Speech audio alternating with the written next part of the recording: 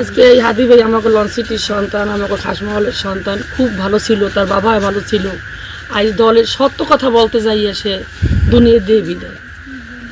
তাহলে এই যে বিদায় হয়েছে, এর যে করছে তার আমরা কঠোর বিচার চাই। এত বেশি শোক, আসলে কথা বলার ভাষা আমরা সবাই হারিয়ে ফেলেছি।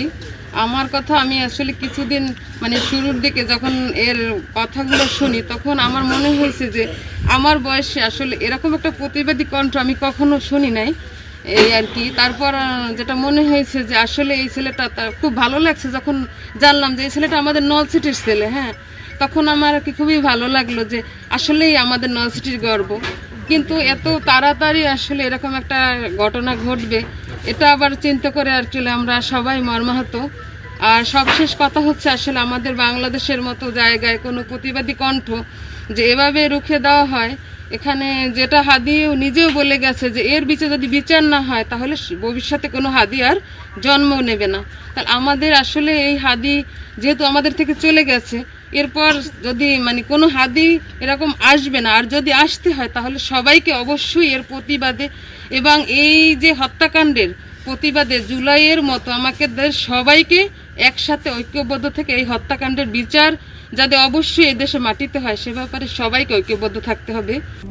RICL TMX, যুগের পর যুগ স্থাপনা থাকে মজবুত। এটা শুধু ওসমান বিন হাদি বলতাম, আমি এই নামের সাথে এখন একটা শব্দ যোগ করতে চাই, বাংলার বীর ওসমান হাদি। ওসমান হাদি আমাদের মধ্যে থেকে চলে গেছে, কিন্তু ওসমানের যে স্পিরিট, যে প্রত্যাশা বাংলাদেশ নিয়ে, বাংলাদেশের মানুষের মুক্তি, বাংলাদেশের আধিপত্য সাম্রাজ্যবাদের কবল থেকে মুক্তি, এই মুক্তির পথ যেন চলমান থাকে।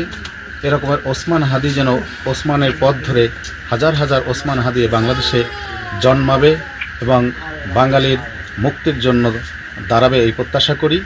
সেই সাথে প্রত্যাশা করি ওসমানদের যারা আসলে এখন যেই পাহারা, যেই নিরাপত্তা, যেই ওসমানের সমবেদনা, ওসমানের জন্য করণীয় যা হচ্ছে, এটা আসলে জীবিত ওসমানের জন্য করা উচিত ছিল। এদেশের মানুষ আসলে স্বর্ণের টুকরা চেনে না। টুকরা চেনে কখন? যখন সে থাকে না, চলে যায়। কিন্তু এটা না, জুলাই বিপ্লবের পরে এটা নূতন বাংলাদেশে ওসমানদের মতো মানুষদেরকে সর্বোচ্চ নিরাপত্তা দিয়ে বাংলার কল্যাণের জন্যই রাখা উচিত ছিল। আজকের বাংলার মানুষের কাছে দাবি, প্রশাসনের কাছে দাবি, ওকে বাংলাদেশের সর্বোচ্চ সম্মানে যেন ঘোষণা করা হয় এবং বাংলার শ্রেষ্ঠ বীর হিসাবে যেন আখ্যায়িত দেওয়া হয় না চাই। অবশ্যই শুধু এটা চেয়ে আমরা ক্ষান্ত হই না, আমরা এই সরকারের কাছে চাই এর সাথে জড়িত যারা আছেন, এই গুলি করা থেকে এর মদতদাতা, এর পৃষ্ঠপোষকতা, এর অর্থদাতা এবং দেশের বাহিরে যদি এর সাথে যারা জড়িত আছে সকলের মুখোশ উন্মোচন করে আমরা এর বিচার চাই। আসেন সকলে, কালকের সকালে আসবেন, কিন্তু এখন এই রাতে তারা কেউ কথা বলবে না, যেহেতু তারা খুবই এখন মর্মাহত এবং এই এতদিন যাবত তার বোনও খুবই অসুস্থ।